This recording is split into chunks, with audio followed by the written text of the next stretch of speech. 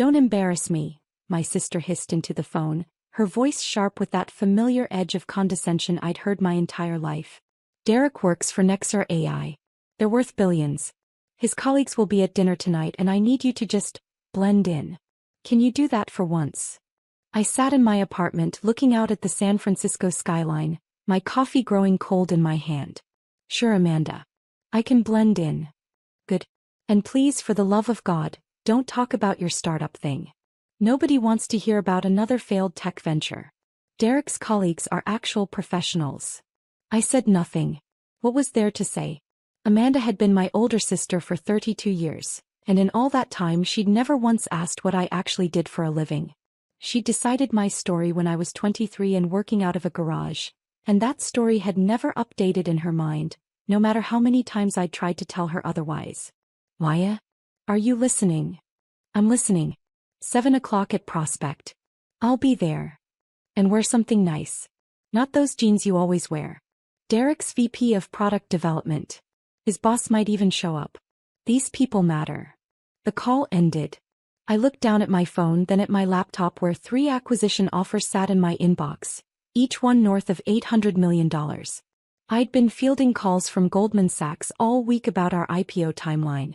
Tomorrow I had a meeting with our lead investors about expanding into the European market, a move that would push our valuation past $2 billion.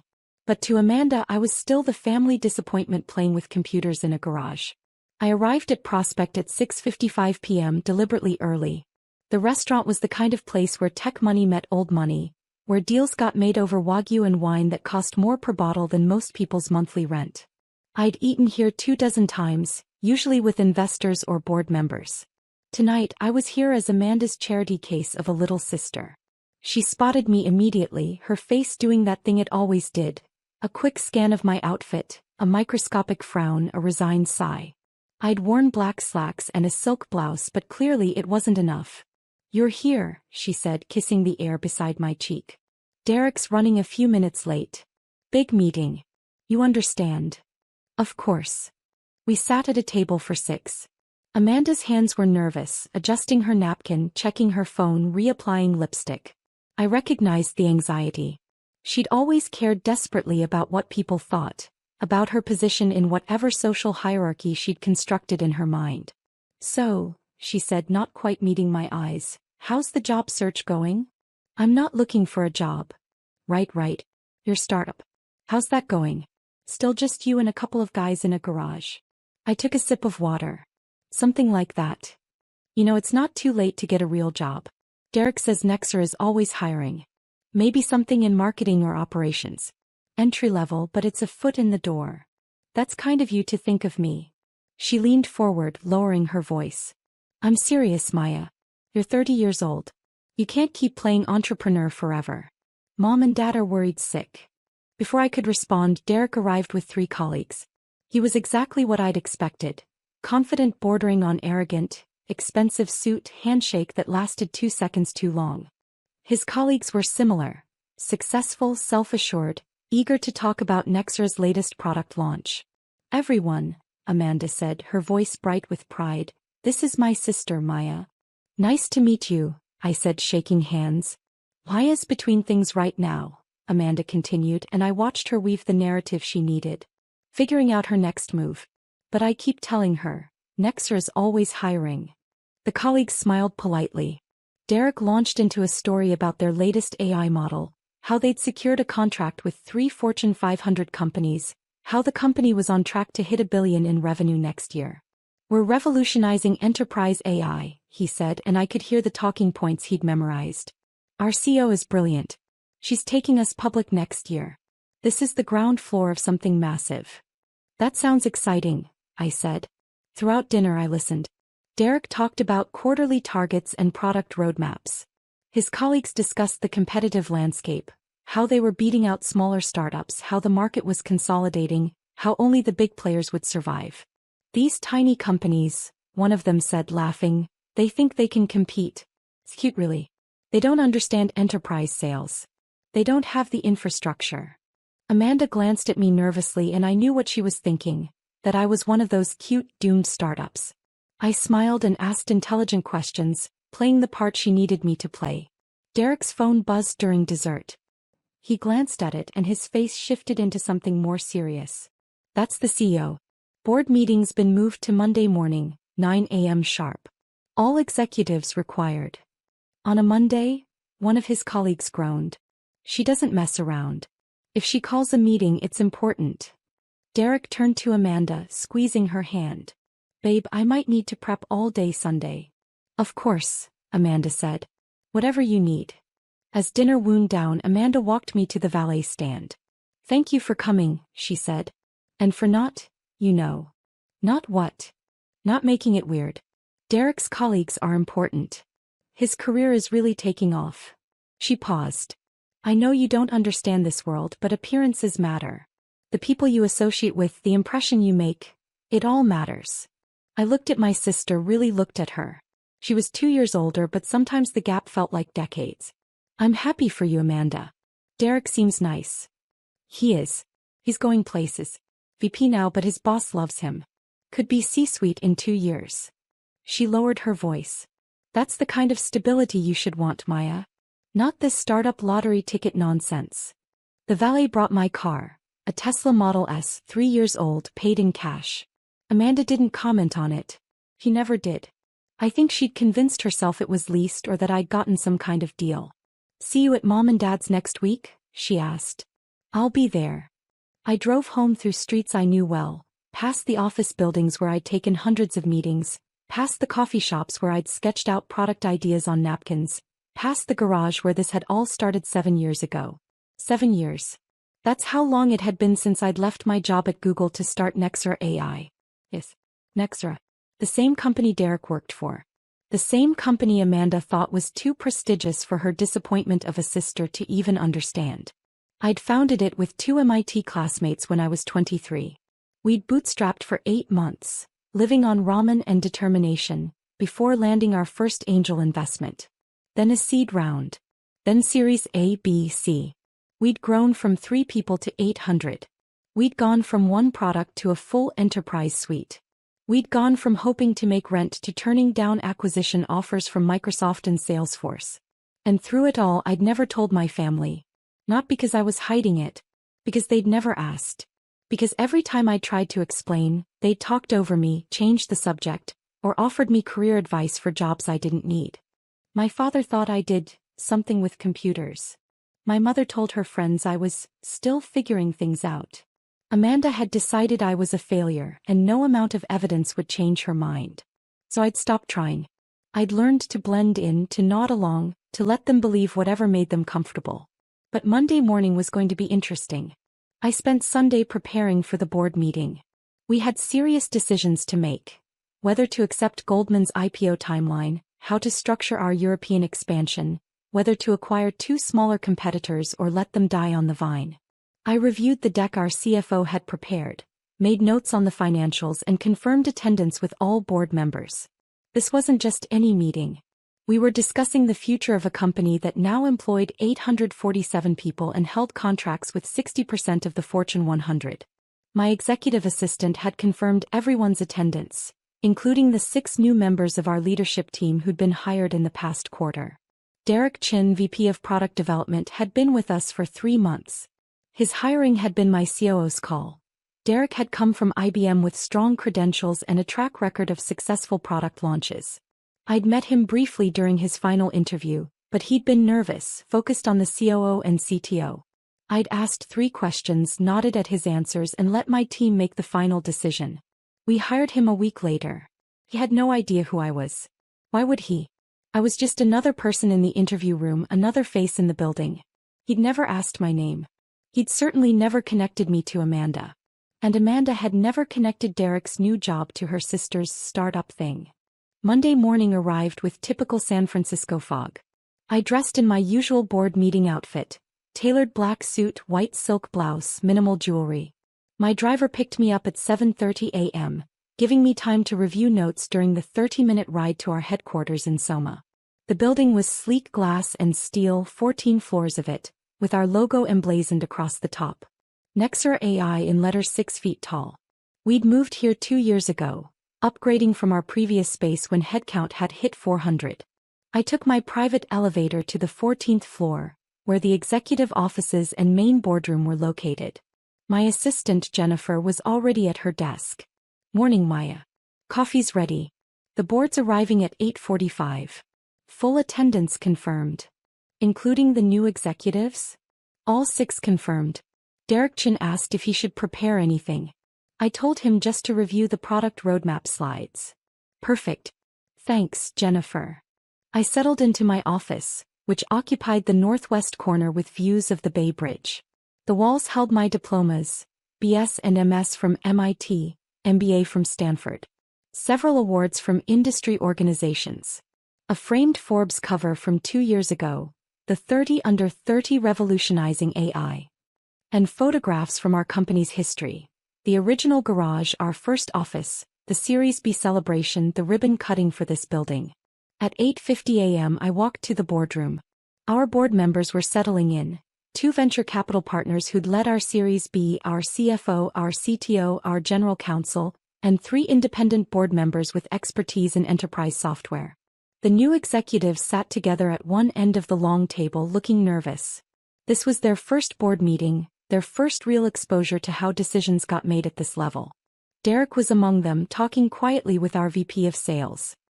He wore a sharp navy suit and looked confident, though I could see the slight tension in his shoulders. I took my seat at the head of the table.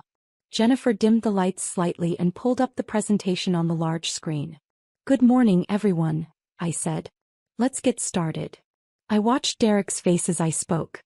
Watched the exact moment he realized who I was. His eyes went wide. His mouth opened slightly. The color drained from his face. Our CTO Marcus leaned over and whispered something to him. I couldn't hear it, but I could imagine. "That's our CEO Maya Chen." Derek's hands gripped the armrests of his chair. He looked like he might be sick. I continued with the meeting agenda, professional and focused. "We're here to discuss 3 major items: the IPO timeline, European expansion, and potential acquisitions. Let's start with the financials." Our CFO Patricia walked through the numbers. Revenue was up 340% year-over-year. We were profitable in 3 of our 4 divisions. Our cash reserves were strong. Goldman Sachs was projecting an IPO valuation between $2.10 and $2.4 billion. "We have a decision to make," Patricia said. "Go public in Q2, which is aggressive but captures market momentum, or wait until Q4, which gives us time to strengthen our enterprise division numbers." The board members discussed the options. I listened, asked questions, pushed back on assumptions. This was the work I loved. The strategic thinking, the calculated risk-taking, the building of something that mattered. Derek hadn't said a word. He sat frozen, staring at me like I was a ghost. We moved to the European expansion proposal. Our VP of International Sales presented the plan. Offices in London, Berlin, and Paris, with a target of 200 European clients within 18 months. "The investment is significant," I said, studying the numbers. €47 million over 2 years. "Marcus, is our technology ready for EU data compliance requirements?" "We've been working on GDPR compliance for 6 months," our CTO replied. "We're ready." "Then I'm in favor." Board. 6 hands went up. The motion carried. Finally, we discussed acquisitions. 2 smaller AI companies were struggling, both with technology that complemented ours. We could acquire them for a combined $140 million, our general counsel said. Or we could wait for them to fail and hire their engineers for significantly less. "What's the ethical play?" I asked. The room went quiet. This was something I'd learned from my mentor at Google. Profit mattered, but so did how you made it. "The ethical play is to acquire them," Patricia said slowly. "Keep their teams intact, preserve their technology, honor their vision. Even if it costs more. Then that's what we do. Draft the offers. Be generous with the founders. They built something valuable even if the market didn't cooperate." The meeting continued for another hour. We discussed product roadmaps, competitive threats, talent acquisition. Derek's team presented updates on the new AI model they'd been developing. It was solid work, I noted. He might be personally disastrous, but he wasn't incompetent. As the meeting ended, people gathered their materials and headed out. The new executives clustered together, clearly overwhelmed by their first board meeting. Derek approached me slowly like he was walking toward a firing squad. "Miss Chin," he said, his voice barely steady. I didn't realize that I was the CEO? I kept my voice neutral. Most people don't unless they read tech news. You've been doing good work, Derek. The new model launch is ahead of schedule. Thank you. He swallowed hard. I met your sister. Amanda. I know. She's mentioned you. She never said. She told me you were between jobs, figuring things out. I smiled slightly. Amanda has her own narrative. I don't correct her. But you founded this company. You built all of this. With a lot of help. We're a team here. He looked like he wanted to say more, but Marcus called him over to discuss the product roadmap. Derek glanced back at me once, then walked away, his shoulders slumped. I returned to my office and pulled out my phone. 15 missed calls from a number I recognized. Amanda's cell. There were also 12 text messages. Call me now. Maya, what the hell? Derek said you're the CEO of Nexera? Why didn't you tell me? Mom and Dad are going to freak out. This is so embarrassing. You made me look like an idiot. How could you let me talk about Derek's job when you own the company? Everyone at dinner is going to think I'm insane. Answer your phone. I can't believe you did this to me. Call me immediately. I set the phone down and looked out at the city. Somewhere out there, Amanda was having a meltdown. Derek was probably reconsidering his engagement. My parents would hear about this soon if they hadn't already. And I felt nothing. No satisfaction. No anger. Just a quiet, distant sadness. Jennifer knocked on my door. Your 11 a.m. is here. The Goldman Sachs team. Thanks. I'll be right there. I stood up, straightened my jacket, and prepared for the next meeting. There was work to do. An IPO to plan. A company to build. Hundreds of employees counting on us to make the right decisions. My phone buzzed again. Amanda calling for the 16th time. I turned it off and went to meet with Goldman Sachs. The rest of Monday was a blur of meetings. Goldman's team was eager, almost pushy, about accelerating our IPO timeline. They saw a window in the market. Tech stocks were hot, AI was the next big thing, and our numbers were exceptional. Q2 is aggressive but achievable, their lead banker said. Your story is compelling. Female founder, MIT background, built this from nothing. Investors will eat it up. I don't want to sell a story, I replied. I want to sell a sustainable business. It's the same thing in the market's eyes. We debated valuations, timing, risk factors. By the time they left at 4 p.m., I had a headache forming behind my eyes. Jennifer appeared in my doorway. You have 17 calls from your sister. And your mother called the main line 3 times. She said, and I quote, "Tell Maya that family is more important than some meeting." I rubbed my temples. What did you tell her? That you were in meetings with Goldman Sachs regarding our IPO and would call her when available. And her response? She asked what an IPO was. I explained. Then she got quiet and hung up. I almost smiled. Thanks, Jennifer. Also, Derek Chin requested a meeting with you. He seemed distressed. Tomorrow. Put him down for 2 p.m. That evening, I drove to my apartment in Pacific Heights. A 2-bedroom place I'd bought 3 years ago when the company's Series C had closed. It was nice but not ostentatious. The kind of place a successful professional might own, not a CEO about to take a company public. I poured a glass of wine and finally turned on my phone. 43 missed calls. 37 text messages. 6 voicemails. I started with the voicemails. The first was Amanda, her voice high and strained. Maya, what the actual hell? Derek came home and said you're the CEO? CEO? Of his company? How is that even possible? Call me back right now. The second was my mother. Maya, Amanda just told us you run some computer company? Is this true? Why wouldn't you tell us? Your father wants to know if this is some kind of joke. The third was Amanda again, crying, you let me introduce you as between jobs. You let Derek talk about his important job. Everyone thinks I'm a complete idiot. How could you do this to me? The fourth was my father. Maya, your mother and I are very confused. Amanda says you're quite successful, but we don't understand why you've been lying to us. Please call us and explain what's going on. The fifth was Derek, his voice carefully controlled. Miss Chin, this is Derek. I wanted to apologize for for anything inappropriate I may have said at dinner Friday. I had no idea about your relationship to Amanda or your position at the company. I hope this won't affect my employment. Please call me. The sixth was Amanda again, angry now. You know what? This is typical. Everything always has to be about you. You couldn't just let me have this one thing. You had to be the CEO of Derek's company. You're so selfish, Maya. Don't bother calling me back. I deleted all 6 and scrolled through the texts. They followed the same pattern: shock, embarrassment, anger, confusion. My mother. Why didn't you tell us you were successful? We're your parents. My father. I don't understand why you would hide this. We thought you were struggling. Amanda. Everyone from dinner knows now. Derek's boss called him. They're all talking about it. This is the most humiliating thing that's ever happened to me. And then, buried among the angry messages, one from Amanda sent at 9:47 p.m. Derek's boss wants to meet me. He said he didn't know the CEO was my sister.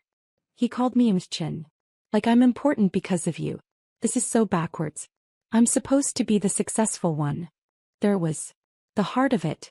I was supposed to be the failure. That was the role I'd been assigned in our family's story. Amanda was the successful older sister with the prestigious job and the impressive boyfriend. I was the little sister who couldn't get her life together. Except none of it was true. And now the story had collapsed and everyone was scrambling to write a new one. I didn't call anyone back. Not that night. Instead, I opened my laptop and reviewed the deck for tomorrow's executive team meeting. We had deadlines to hit, features to ship, clients to serve. The drama of my personal life was exactly that. Personal. It had no place in the boardroom. Tuesday morning I arrived at the office at 7 a.m. The executive team meeting was at 8:30, followed by Derek's one-on-one at 2 p.m. The executive meeting went smoothly. We discussed hiring targets, budget allocations, and the upcoming all-hands where we'd announce the IPO timeline. Derek was professional, participated appropriately, and avoided making eye contact with me. Afterward, Marcus pulled me aside. Derek's freaking out. He thinks you're going to fire him. Why would I fire him? His numbers are good. Because he's dating your sister and apparently said some dumb things at a dinner party. That's not a fireable offense. You should probably tell him that before he has a breakdown in the bathroom. 3rd time this morning. I sighed. I'll talk to him at 2. Derek arrived for his one-on-one exactly on time, looking like he hadn't slept. He sat across from my desk, hands clasped tightly in his lap. Thank you for seeing me, Ms. Chin. Maya is fine when it's just us. And you're not fired if that's what you're worried about. His shoulders sagged with relief. Thank you. I was concerned that the situation with Amanda might. Your relationship with my sister is your business. Your performance here is what I care about, and your performance has been excellent. The new AI model is ahead of schedule and under budget. You're doing exactly what we hired you to do. I appreciate that. But I feel I should apologize for Friday night. The things I said about startups, about competition. You didn't know who I was. And honestly, you weren't wrong. Most startups do fail. We just happen not to. He relaxed slightly. Amanda is very upset. She feels embarrassed. I understand. She wants to know why you never told her. Or your parents. He paused. If I'm being honest, I'd like to know too. This is a billion-dollar company. You're about to go public. How does your family not know? I considered how much to share. Derek was my employee, but he was also dating my sister. Whatever I said would likely get back to her. They never asked, I said finally. I tried to tell them in the beginning. But my father would change the subject. My mother would offer career advice. Amanda decided I was a failure and nothing I said could change her mind. After a while I stopped trying. But surely when the company got bigger. Derek, what does Amanda tell you about me? He shifted uncomfortably. That you're figuring things out. That you've had some career struggles. That she worries about you. And in 3 months of dating her, did you ever ask my name? He went pale. No. I didn't. Did you ask what company I worked for? What I studied in school? Anything specific about my life? She said you didn't like to talk about it. She said that because she doesn't want to hear the answer. Because if she knew the truth, she'd have to rewrite the story she's been telling herself for 10 years. And that story is important to her. Derek was quiet for a long moment. She called me this morning. She's angry that I brought you into her workplace. She doesn't understand why I didn't tell her you were my Sue. What did you say? That I didn't know. That you were just Maya to me. Another person in the building. He rubbed his face. She accused me of choosing you over her. And what did you say to that? That she was being irrational. That you're my boss and I'm grateful to have this job. That her feelings about you don't change my professional obligations. He met my eyes. She didn't like that answer. I imagine not. She wants me to quit. The words hung in the air between us. And are you going to? I asked. No, he said firmly. This is the best opportunity of my career. I left IBM specifically for this role. And he hesitated. I'm starting to see some things about Amanda that concern me. I said nothing, just waited. She's very focused on status. On appearances. On being better than other people. He shook his head. I thought it was just ambition, but after this weekend, I don't know. The way she talks about you. The way she's more upset about being embarrassed than about having completely misunderstood her sister's life. It's not. Not what you signed up for? Yeah. I stood and walked to the window. 14 floors below, people moved through their lives. Walking to meetings, grabbing coffee, checking their phones. Ordinary people doing ordinary things. My advice as your CEO: don't make career decisions based on personal relationships. This job is good for you. Stay. And your advice as Amanda's sister? I'm probably not the right person to ask. I turned back to him. But for what it's worth, my sister is terrified of being ordinary. She spent her whole life trying to prove she's special, important, better than everyone else. That's why she needs you to be impressive. That's why she needs me to be a failure. It's all part of the story that makes her the hero. Derek nodded slowly. What happens now? You keep doing your job. I keep doing mine. Amanda decides whether she can handle the cognitive dissonance of having a successful little sister. I returned to my desk. Is there anything else work-related we need to discuss? No. Thank you, Maya. After he left, I finally called my mother. She answered on the first ring. Maya. Hi, Mom. You have some explaining to do, young lady. I almost laughed at being called young lady when I was 30 years old and about to take a company public. What would you like to know? For starters, why your father and I had to learn from Amanda that you're apparently some kind of executive. Running a billion-dollar company. I'm the CEO and founder. We're valued at approximately $2.2 billion pending our IPO. Silence. Then, your father wants to talk to you. Hold on. Muffled sounds of the phone being passed. Maya, this is your father. Hi, Dad. Your mother and I are very confused. We thought you were working on a small startup. Some kind of computer project. It was a small startup. 7 years ago. We grew. Why didn't you tell us? I tried. You asked me once what I did and I said I founded an AI company. You said, that's nice, and asked if I'd seen your golf clubs. I don't remember that. I do. It was at Christmas 4 years ago. I tried to explain that we just closed a $50 million funding round. You interrupted to tell me about Amanda's promotion at work. Another silence. Maya, we're your parents. We should have known. Should you have? When was the last time you asked me a specific question about my work? My life? Anything beyond, how are you? We ask about you all the time. You ask Amanda about me. You ask if I've gotten my life together. You ask when I'll find a real job. But you've never actually asked me what I do. I heard my mother's voice in the background. Let me talk to her. The phone exchanged hands again. Maya, we're trying to understand. Why would you hide something like this? I didn't hide it, Mom. I just stopped trying to force you to see it. You decided who I was 10 years ago and nothing I said would change your mind. That's not fair. Isn't it? When was the last time you introduced me to someone without apologizing for me first? Without saying I'm still figuring things out, or going through a phase? We were trying to be supportive. Were you? Or were you trying to maintain the story where Amanda is the successful one and I'm the struggling one? Has that story made sense to you? It was comfortable. My mother's voice went cold. You're being very cruel right now. I'm being honest. There's a difference. Amanda is devastated. She says you humiliated her in front of Derek's colleagues. I sat at a dinner and listened to Derek talk about his job. At a company I founded. While Amanda introduced me as between jobs. How exactly did I humiliate her? You should have told her who you were. She never asked.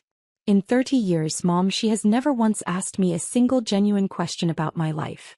She decided I was a failure and she needed me to stay that way so she could feel superior.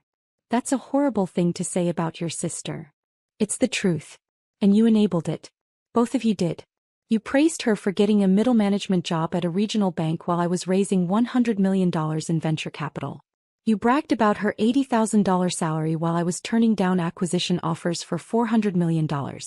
You believed her story because it was easier than seeing me.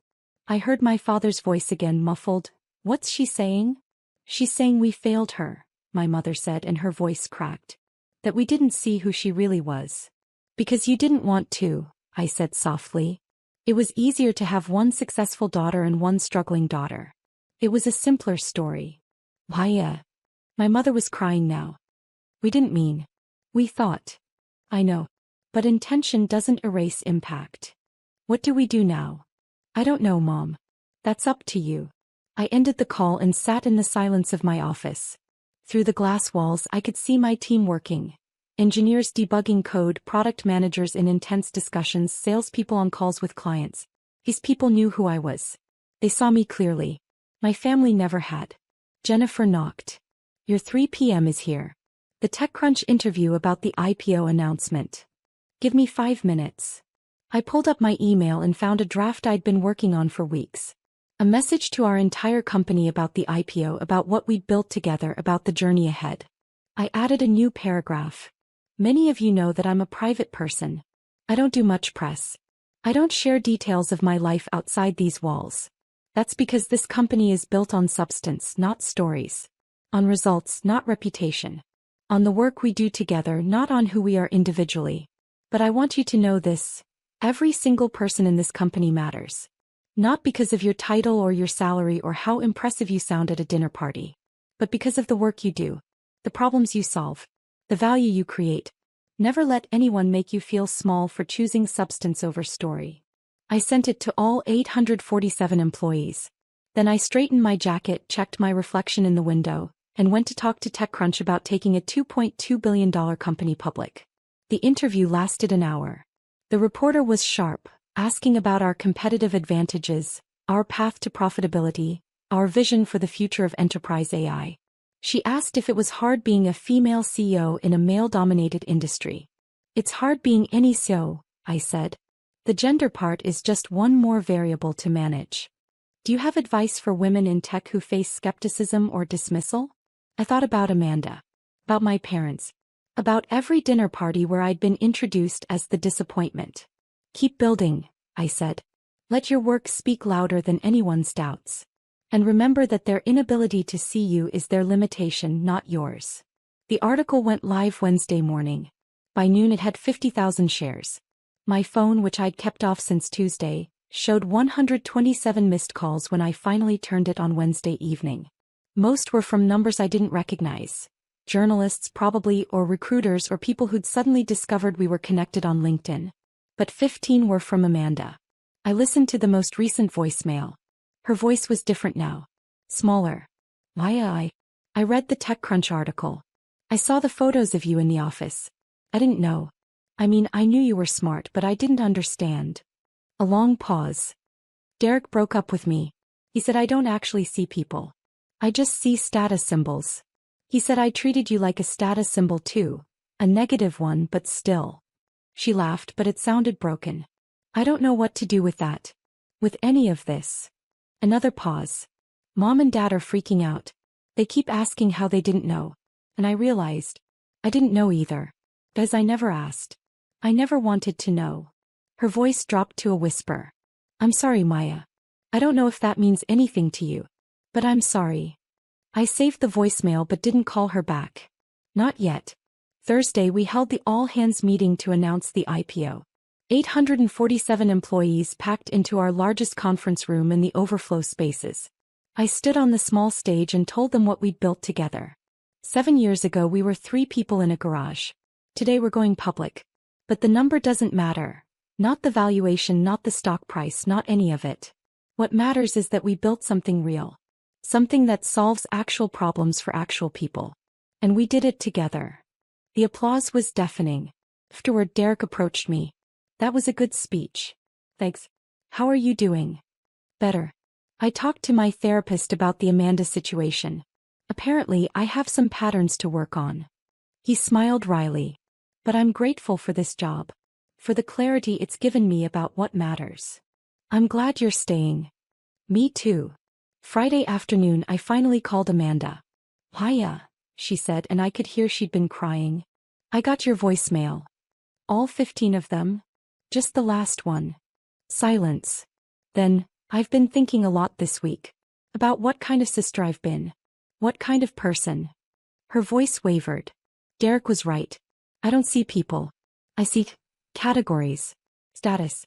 Where people fit in the hierarchy I've built in my head. I know. You were supposed to be the struggling one. The one who made me look good by comparison. And when that turned out to be completely false, I didn't know how to handle it. Amanda. Let me finish. Please. She took a shaky breath. I've spent this whole week being angry at you. For embarrassing me. For not telling me. For letting me look like an idiot. But the truth is, I'm the one who made myself look like an idiot. By never caring enough to actually know you. I walked to my office window looking out at the city lights. I read every article about you I could find, Amanda continued.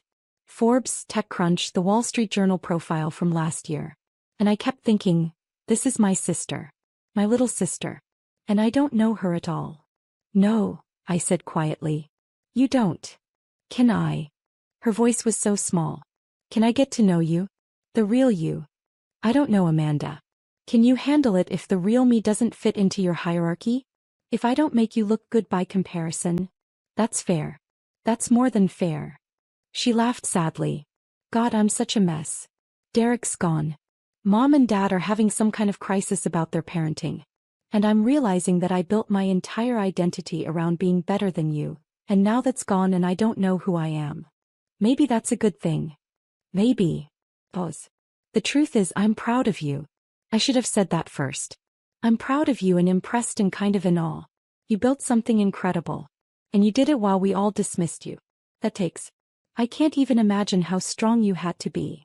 Tears stung my eyes. Thank you. Will you have coffee with me? Sometime. When you're not busy taking over the world. I'd like that. Really. Really. But Amanda, if we do this, if we try to build an actual relationship, it has to be real. No performances. No status games. Just two sisters trying to actually know each other. I can try. I want to try. Then let's try. We set a date for the following Tuesday. After I hung up, I sat in the growing darkness of my office and let myself cry. For the years of being invisible, for the sister I'd never really had, for the possibility that maybe finally we could start again. Monday morning, the IPO paperwork was filed. By Wednesday, we'd set a date, June 15th. By Friday, Goldman Sachs was projecting we'd open at $2.4 billion. None of it felt as important as the coffee I had with Amanda on Tuesday. We met at a small place in North Beach, far from both our offices. She was already there when I arrived, looking nervous and tired and more real than I'd ever seen her. Hi, she said. Hi. We ordered coffee. For a moment we just sat there, two strangers who happened to share DNA in a childhood. I don't know where to start, Amanda said finally. Tell me about your job. Your actual job, not the impressive-sounding version. What do you do every day? She blinked, surprised. I manage a team of 5 people in commercial lending. We process loan applications for small businesses. Honestly, it's kind of boring. But I'm good at it. That sounds valuable. Small businesses need financing. It is valuable. But it's not. I'm not a VP. I'm not changing the world. I'm just doing a job. Most people are just doing a job. There's no shame in that. I know. But I spent so long pretending it was more than it was. Pretending I was more than I was. She met my eyes. Because I was scared that if I wasn't more, I was nothing. You're not nothing, Amanda. You never were. Then why did I need you to be less? Why did I need you to fail? Because you learned that love is conditional. That our parents' approval depends on achievement. That you have to earn your place in the family hierarchy. I stirred my coffee. We both learned that. I just responded differently. How? How did you keep building when everyone around you said you'd fail? I found people who saw me. My co-founders. Our early investors. The team we built. They saw me clearly, so it mattered less that you didn't. Amanda's eyes filled with tears. I want to see you clearly. I want to be someone who sees people clearly. Then start by seeing yourself clearly. Not the version you think you should be. The actual person you are. We talked for 2 hours. About her real job and my real job. About her breakup with Derek and what she'd learned from it. About our parents and the ways they'd failed us both. About the possibility of something different. As we were leaving, Amanda hugged me. Really hugged me, not the air kiss performance from before. Thank you, she whispered. For giving me a chance. Thank you for asking for one. June 15th arrived warm and clear.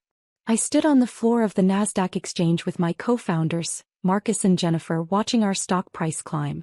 We opened at $54 per share, valuing the company at $2.6 billion. My parents were there, looking proud and confused and desperately trying to understand the daughter they'd never really known. Amanda was there too, standing off to the side, clapping when the bell rang, taking photos for her Instagram with the caption, "My sister is a badass." No qualifications. No explanations. Just truth. After the ceremony, as we celebrated with champagne and congratulations, Amanda pulled me aside. I know this is your day. Your moment. But I wanted to tell you I started therapy. To work on the status thing. The comparison thing. All of it. I'm proud of you for that. And I'm proud of you for this. She gestured at the celebration around us. For all of this. For building something real while I was busy building something fake. Your life isn't fake, Amanda. It's just been hiding behind a story. Well, I'm done with that story. I want a real one. He smiled and it was genuine. Starting with having a sister who actually knows me. And who I actually know. I'd like that. We stood together and watched the stock ticker, two sisters finally seeing each other clearly. The company continued to grow. We expanded into Europe, acquired those 2 startups, launched 3 new products. By the end of the year we employed over 1,000 people. But the thing I was most proud of wasn't the stock price or the revenue or the awards. It was the coffee dates with Amanda every Tuesday. The phone calls with my parents where they asked real questions and listened to real answers. The slow, difficult work of building actual relationships instead of performed ones. Derek stayed at the company and ended up being one of our best executives. He started dating someone from our legal team. Someone who saw him clearly and liked what she saw. Me. I kept building. Kept leading. Kept choosing substance over story. Because at the end of the day that's all any of us can do. Build something real. See people clearly. Let ourselves be seen. The rest is just noise.